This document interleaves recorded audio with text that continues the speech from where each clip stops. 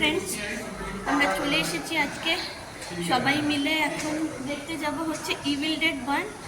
তো এই হলো ইউকের এই আমাদের 9 নম্বর হচ্ছে যেখানে আমরা যাবো স্ক্রিনিংটা। তো আমাদের 9 নম্বর আছে না, আমাদের 9 নম্বর না, 9 নম্বর কি বলে ওটা? স্ক্রিনটা ছোট, কারণ যেহেতু মানে হরর ফিল্ম, আচ্ছা, বড় স্ক্রিনে আর কি লোকের যাতে বেশি ভয় না লাগে, মানে ছোট স্ক্রিনে আর কি জিনিসটা ক্লস্ট্রোফোবিয়াটা একটু কমানোর জন্য প্লাস অনেকগুলো মানে শো টাইম দিতে পারছে, তো সেই জন্য আর কি এটাকে মানে ছোট স্ক্রিনে এটা করা হয়েছে। আচ্ছা, তো দেখছো সবাই চলে এসছে, টুকাই বয় এসছে, আমার বর, আর এদিকে শিরূপ আর রতিমঞ্জরি আসছে। তো আমরা গিয়ে এখন ভিতরে বসবো।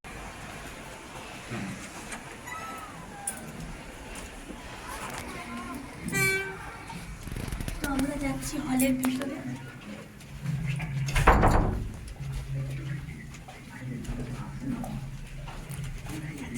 স্টার্ট হয়ে গেছে, তো চলো ভিতরে গিয়ে দেখাচ্ছি।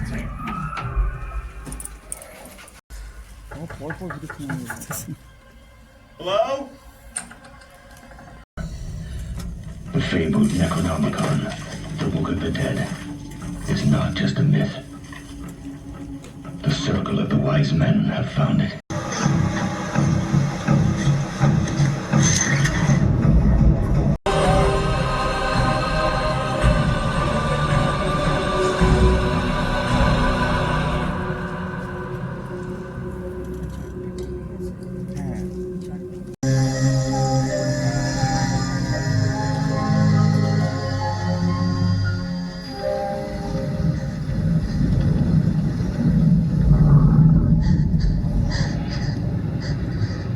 Did you stay because you liked it?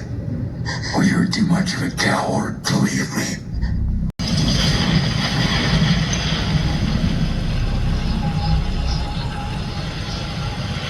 Remember the last thing you said to me? তো ফ্রেন্ডস, দেখা হয়ে গেল। দেখার পর সবার রিয়াকশন আবার জানবো, তারপর আমারটা বলবো। সিনেমাটা ভালো ছিল, কিন্তু বড্ড ভায়োলেন্স দেখিয়েছে, আর যতটা ভয় পাওয়ার মতন লাগছিল ততটা ভয় লাগেনি আর কি। মানে ওই হরর ব্যাপারটা আছে, কিন্তু প্রচণ্ড মানে ভায়োলেন্স, মানে রক্ত এবং কাটাকাটি, ওইটা একটু বেশি। ঠিক আছে, ভালো, খারাপ না, মানে আগের ইভিল ডেডের আগের পার্টটার থেকে অনেকটা অনেক বেটার, তাই তো? স্টোরিটা ভালো ছিল। আচ্ছা, এবার আপনার? আমার ওই একই অনিমে যেটা বললো, ওই মানে ভয়ের কিছু নয়, থ্রিলার একটু বেশি, মানে ফিলিং ব্যাপারটা একটু বেশি আছে, কিন্তু ভয় লাগে। ভয় লাগবে না, দেখতে ভালো লাগবে, মানে কেউ যদি প্রথমে দেখে ভালো লাগবে। হ্যাঁ, এটা বেসিক্যালি ডেভিল মানে ডিমন্সদের যে এটা মানে অকাল্ট কালচার কি বলে অকাল্ট প্র্যাকটিস ওইগুলো দেখিয়েছে বেসিক্যালি, মানে ভূত যে ব্যাপারটা, যেমন কনজিউরিং এর ভূতের একটা ব্যাপার ছিল, ওগুলো কিছু ছিল না, ডেমনিক পজেশনের একটা স্টোরি। আচ্ছা, আর তোমার? আমার ভালো লেগেছে, আর খুব ভয় লেগেছে। ভয় লেগেছে মানে কোন সিনটা দেখে ভয় লেগেছে? প্রথম থেকে মানে শুরু হয়নি যখন, তখন থেকে ভয় লাগছিল, এখনো লাগছিল, প্রচন্ড ভয় পাচ্ছি আমি। এটা শুনলে যে ভয় লেগেছে, আমার একদমই ভয় লাগে, আমার ঘিনঘিন করেছে। তো যারা আসবে নিজে ডিস্কে আসবে, ভয় লাগবে, মানে প্রচন্ড, খুবই ভালো বানিয়েছে। ভয় লাগেনি, কিন্তু ঘিনঘিন করেছে, মানে একটা ওই যেখানে দাঁতটা বুলটার বের করে ওই ডেমনটা, মানে ওটা আমি 3 বার মানে আমার মনে হচ্ছিল বমি হয়ে যাবে, কিন্তু হয়নি, ভাগ্য ভালো। তো নিজের দিকসে আসবেন দেখতে। আগের দিন জিনিস হচ্ছে নাকি?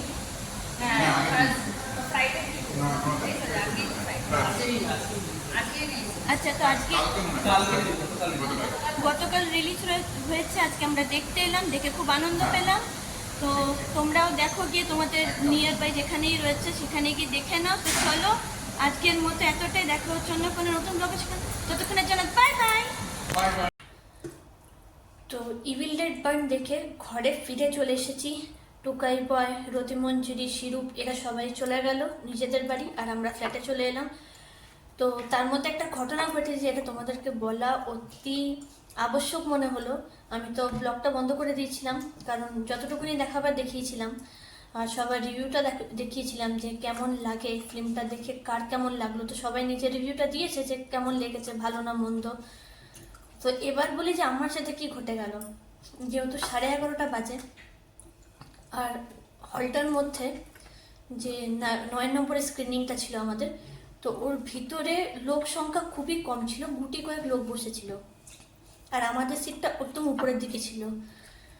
তো গুটি কয়েক লোক থাকার ফলে আমরা যখন ফিল্মটা কমপ্লিট হলো, তারপর আমরা বেরিয়ে এলাম। বেরিয়ে এবার পর আমি যথারীতি ওয়াশরুমে গেছিলাম হাতটা ধোবো বলে।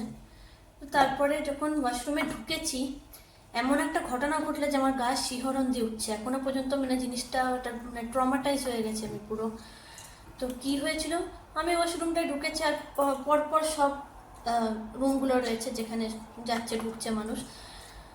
তো আমি ঢুকেছি, ঢোকার কিছুক্ষণের মধ্যে মানে কিছু 1-2 মিনিটের মধ্যে মনে হচ্ছে পাশে কেউ আরেকজন এসছে, যেটা স্বাভাবিক কেউ নিশ্চয়ই ইউজ করতে পারে। অনেকগুলো ছিল আর গা ছমছমে ব্যাপার পুরো একটা।